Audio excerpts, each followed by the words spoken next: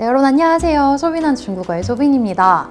제가 오늘 준비한 내용은요, 여러분들 장문 공부하고 계시죠? 장문할 때 원고지 쓰는 방법, 문장 구호들 이런 거를 그게 왜 중요해? 라고 생각을 하시는 분들이 있더라고요. 근데 여러분 중국어에서 장문을 할 때 원고지 쓰는 방법이라든지 문장 부호들, 그 상황에 맞게 문장에 맞게 알맞은 문장 부호를 골라 쓰는 건 정말 중요해요. 그래서 오늘은 여러분들과 함께 문장 부호에 대해서 공부를 한번 해볼까 합니다.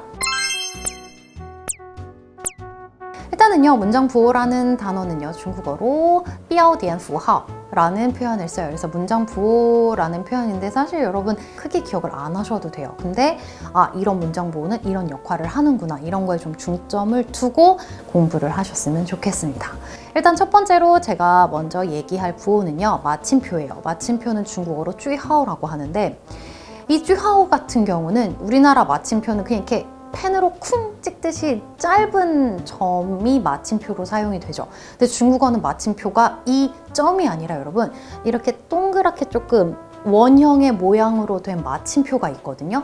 이 표현을 쓰셔야 돼요. 이게 중국어에선 마침표를 뜻하는 단어거든요. 근데 용법은 우리나라 문장과 똑같아요. 문장의 맨 끝에 쪽에 써주는 표현인데, 가끔 중국어 문장 같은 거를 할 때 그냥 우리나라 마침표 점을 콩 찍는 분들이 계시더라고요. 하지만 중국어에선 엄연히 마침표가 이렇게 안에 원형으로 된 그 마침표를 써주셔야 되기 때문에 꼭 이 모양의 마침표를 써주시는 게 중요합니다. 그 다음에 두 번째로는 바로 느낌표가 있겠죠. 느낌표 같은 경우도 중국어로는 탄하오라고 하는데, 느낌표 같은 경우는 똑같아요. 여러분들이 뭔가에 놀라거나 우리가 항상 느낌표를 쓰는 문장에 그대로 써주시면 될 것 같고요. 그 다음에 또 있는 문장 부호가 물음표가 있겠죠. 물음표는 원하오라고 하는데, 물음표 역시 문장 끝에 내가 질문을 하는 거 뒤에다가 붙여 써주시면 돼요. 근데 여기서 질문이 나올 수가 있겠죠. 중국어에서 물음표 역할을 하는 애는 마바너 있었는데, 내가 마나 바나 너를 문장 끝에 썼는데 물음표를 또 써야 되나요? 네.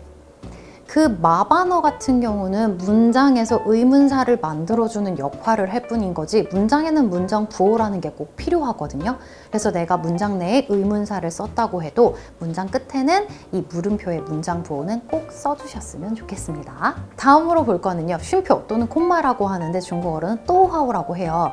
근데 이 쉼표 역시 그 문장과 문장 간의 쉬어감을 나타낼 때 있죠. 여러 가지 문장들을 이렇게 있을 때 그 쉬어감을 나타내는 표현을 나타내거나, 이 문장에서 뭔가 내가 지금 연결이 되고 있다라는 표현을 나타낼 때도 이 표현들을 쓰긴 하는데, 여러분 이 쉼표, 우리나라 문장에서 이 쉼표만 쓰죠. 근데 중국어는 이 쉼표랑 비슷하게 생긴 대충 쓰는 이렇게 날리는 쉼표도 한번 보셨을 거예요. 그거를 모점이라고 하거든요. 이 모점은 중국어로 뚠하오라고 해요. 이 뚠하오랑, 그러니까 모점이랑 그 쉼표랑 용법을 헷갈려 하시는 분들이 많더라고요. 그래서 이 두 가지의 차이점을 조금 설명을 드리자면, 그 위에 있던 콤마 또는 쉼표는요, 문장과 문장을 연결할 때 그 쉬어감을 나타내는 표현이에요.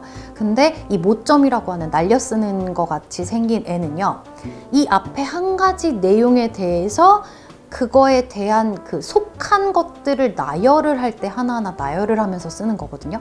예를 들면요, 내가 좋아하는 음식은 피자, 떡볶이, 햄버거, 치킨이야, 이런 표현을 할 때 내가 좋아하는 음식은 이라는 딱 가제가 붙었죠. 여기에 해당되는 것들이 피자, 떡볶이, 치킨, 빵 이렇게 쭉 나열이 되겠죠.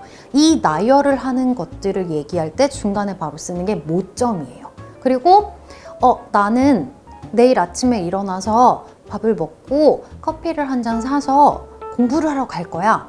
그럼 문장과 문장들이 연결이 되죠. 이럴 때 중간중간에 쓸 수 있는 것들은 콤마를 쓰시면 돼요. 그래서 이 콤마랑 모점도 장문을 할 때 아예 생략을 한다거나, 아니면 이 하나의 주제에 뭔가 답을 나열을 해서 모점을 써야 되는 구문에 콤마를 쓰시는 분들이 있더라고요. 여러분들이 장문을 하러 가셨을 때 이런 문장 보호 실수가 있으면 이거 역시 마이너스가 될 수 있는 요인이기 때문에 이런 것들도 꼭 기억을 해두시면 좋을 것 같습니다. 그 다음으로 볼 건 바로 큰 따옴표인데요. 큰 따옴표 우리도 이미 쓰고 있죠. 큰 따옴표는 슈앙인하오라고 하는데, 그 어떤 말을 내가 인용을 한다거나 또는 누군가의 말을 그대로 옮길 때 우리가 지금 쓰고 있는 큰 따옴표 용법 그대로 사용을 하시면 돼요. 그 다음에 있는 게 바로 작은 따옴표거든요. 작은 따옴표는 따닌하오라고 하는데 따닌하오 같은 경우는 큰 따옴표 안에서 내가 두 번째 또 다른 말이라든지 전하고 싶은 말들이 인용이 됐을 때 쓰시면 돼요. 그래서 큰 따옴표, 작은 따옴표는 우리도 이미 쓰고 있기 때문에 크게 헷갈리지 않으실 거라고 생각을 합니다. 네, 다음으로 볼 거는 세미콜론 또는 쌍반점 또는 분점이라고 하는 펀하우인데요. 이게 조금 어려우실 것 같아요. 왜냐하면 우리나라 말에는 쓰지 않고 있는 문장 부호이기 때문에. 근데 얘는요, 문장 여러 가지 절들이 이렇게 대등하게 쓰였을 때 그 사이를 나누는 표현인데 예문을 좀 들어보자면요. 如果周末下雨 만약에 주말에 비가 온다면 我在家看电影 난 집에서 영화를 볼 거야. 没下雨 비가 오지 않는다면 出去旅行 여행을 하러 갈 거야. 이때 이 세미콜론이 어디 들어가냐면요, 여러분. 주말에 만약 비가 온다면 나는 집에서 TV를 볼 거야 라고 문장을 했고요. 그 다음에 또 다른 걸 썼죠. 비가 오지 않는다면 여행을 갈 거야 했을 때 비가 오지 않으면 여행을 갈 거야 라는 문장 앞에 쓰시는 거예요. 그러니까 다시 설명을 좀 하자면 주말 동안 비가 온다면 나는 집에 있을 거야. 세미콜론 쓰고 비가 오지 않는다면 나는 여행을 갈 거야. 이렇게 문장과 문장의 절 사이를 나누는데 얘네가 대등한 관계로 연결이 되어 있을 때 나눠주는 부분을 쓰는 게 바로 펀하우, 세미콜론 또는 뭐 쌍반점이라고도 하는데 이런 부분들 기억을 해두시는 게 좋을 것 같습니다. 그러면 전문시험 갔을 때 제가 꼭 이걸 나눠서 반드시 써야 하나요? 근데 사실 반드시 꼭 쓰세요라고는 제가 말을 하지 못할 것 같아요. 만약에 내가 이 문장 보호가 아직 너무 헷갈리고 잘 쓰지 않는 것들에 대해서 괜히 한번 들었으니까 이건 한번 써봐야지 라는 심정으로 쓰셨다가 괜히 틀려서 마이너스가 되느니 아예 사용을 하지 않는 것을 추천을 드리거든요. 근데 제가 여러분들한테 오늘 설명을 드리는 이유는 이런 문장 부호들도 있고 독해하실 때 이거는 이렇게 쓰였겠구나 이렇게 알아두시라고 알려드린다는 점 다시 한번 기억을 하셨으면 좋겠습니다. 다음으로 볼 건요, 바로 콜론 또는 쌍반점이라고 해서 이렇게 땡땡이 되어 있는 건데 우리는 뭐 어떤 제목하고 땡땡하고 이렇게 뭐 일시, 몇 월 며칠, 시간, 몇 시 뭐 이럴 때 많이 쓰는 표현인데 중국어 문장에 가끔 이 쌍점이 들어가 있을 경우가 있어요. 이 쌍점 같은 경우는 나열하고 열거하거나 이럴 때 쓰거나요. 아니면 부르는 말 뒤에도 사용을 하기도 하는데 이거 역시 한국어 설명보다 예시를 좀 드리자면요. 我想一想到底什么时候出去玩呢? 만약 이런 구문이 있어요. 그럼 이거 문장을 먼저 보자면 我想一想 내가 한번 생각을 해봤는데 到底什么时候出去玩呢? 도대체 언제 나가 놀 수 있을까? 라는 만약에 문장이 있으면 이 콜론, 쌍점은요 我想一想 하고 점이 찍혀요. 이렇게 나열을 하지만 뭔가 나눠짐이 있을 때 쓰는 표현이거든요. 그래서 사실 이 세미콜론 그리고 콜론 이 두 가지가 가장 좀 어려워하실 것 같아요. 그래서 얘네에 대해서 조금 더 확실하게 아는 방법은요. 이런 세미콜론이라든지 콜론이 들어간 예시 문장들을 자꾸 연습을 하시기를 좀 추천을 드리겠습니다. 아무래도 문법이고 사용법이다 보니까 제가 한국어로 풀어서 설명을 하는 것보다는 예문을 들어서 여러분들이 연습을 하시는 거를 추천을 드리도록 하겠습니다. 네, 다음으로는 우리도 이미 쓰고 있죠. 괄호라는 표현이죠. 괄호는 쿠어하오라는 표현을 쓴다는 거 알아두시면 되고요.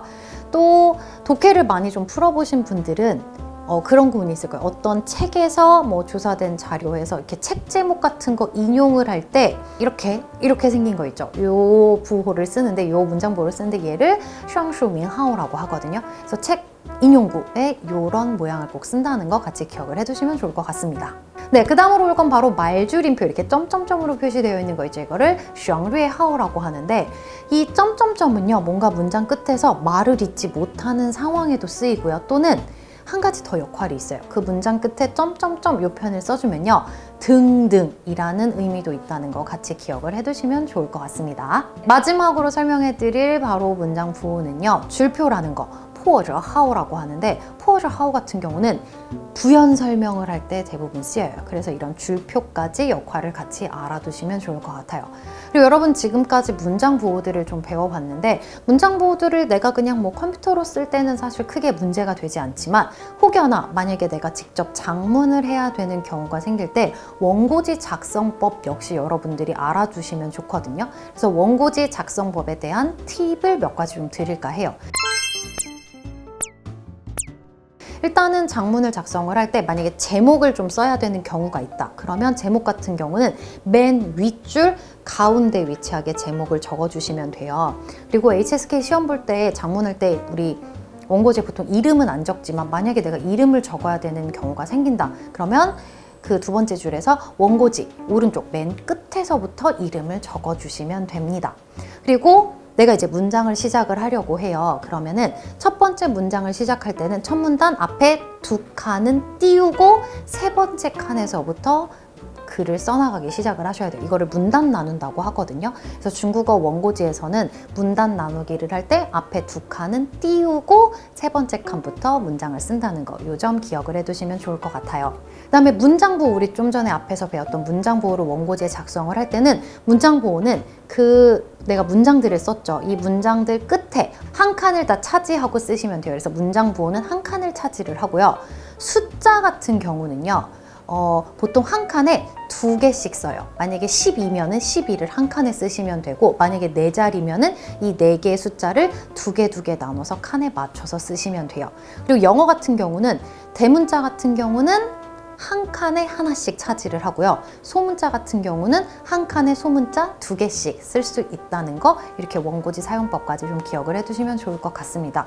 그래서 여러분들이 물론 사람마다 다르긴 하겠지만은 장문 부분에 대해서 조금 시간도 걸리고 어려워하시는 분들이 많으시더라고요. 그래서 이 내용을 장문을 하는 것도 중요하지만 기본적으로 필요한 문장 구호들 그리고 원고지 쓰는 방식까지 기억을 해두셨다가 나중에 장문하실 때 훨씬 더 좋은 점수 얻기를 바라겠습니다. 그리고 꼭 원고지 HSK뿐만 아니라요. 여러분들이 중국 관련 서류를 만들 때도 자료를 만들 때 이렇게 보시면 앞에 두 칸은 항상 띄우고 들어가거든요. 단을 나눌 때. 그래서 앞 두 칸은 띄운다는 거 꼭 기억을 해두시면 좋겠습니다. 그래서 오늘 제가 준비한 내용은 여기까지고요. 오늘 내용 역시 도움이 됐다면 여러분 구독과 좋아요 부탁드리겠습니다. 저는 지금까지 소빈한 중국어의 소빈이었습니다. 다음 시간에 우리 또 만나요. 여러분 바이바이.